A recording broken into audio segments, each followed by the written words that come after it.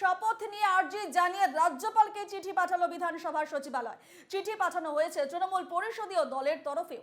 22শে জুলাই বিধানসভার অধিবেশন শুরু হচ্ছে এবং প্রথমে নতুন 4 বিধায়কদের শপথ সেরে নিতে চাইছে বিধানসভা। শপথ নিয়ে শীঘ্রই অনুমোদন দিক রাজ্যপাল। চিঠিতে আর্জি জানানো হয়েছে, তার অন্যথা হলে বিকল্প ব্যবস্থাও তৈরি রাখা হচ্ছে বলে খবর। বিধায়কদের শপথের অনুমতি আবেদন, শপথ নিয়ে আর্জি বিধানসভার।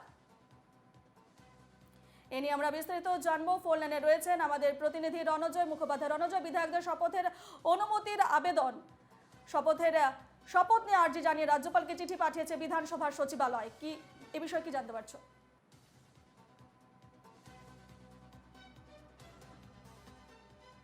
প্রক্রিয়া শুরু হয়ে গিয়েছে রাজ্য বিধানসভায়।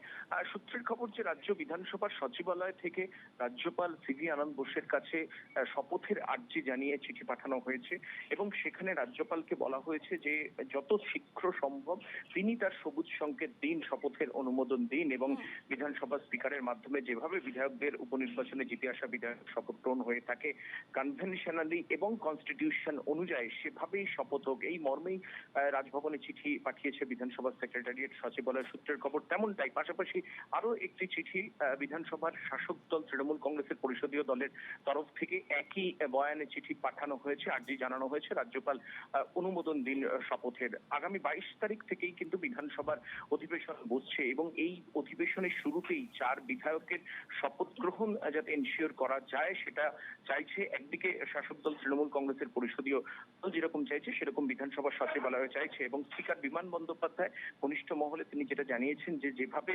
সায়ন্তিকা বন্দ্যোপাধ্যায় এবং রেয়াত হোসেন সরকারের শপথ নিয়ে জটিলতা তৈরি হয়েছিল, একটা চূড়ান্ত অব্যবস্থার মধ্যে দিয়ে তাদেরকে শপথ নিতে হয়েছে, সেই টানাপোড়েন তিনি চান না। সূত্রের খবর অনুযায়ী যদি রাজ্যপাল এক্ষেত্রে সবুজ সংকেত বা তার অনুমোদন না দেন তাহলে বিকল্প ব্যবস্থা তৈরি রাখছে বিধানসভার সচিবালয়।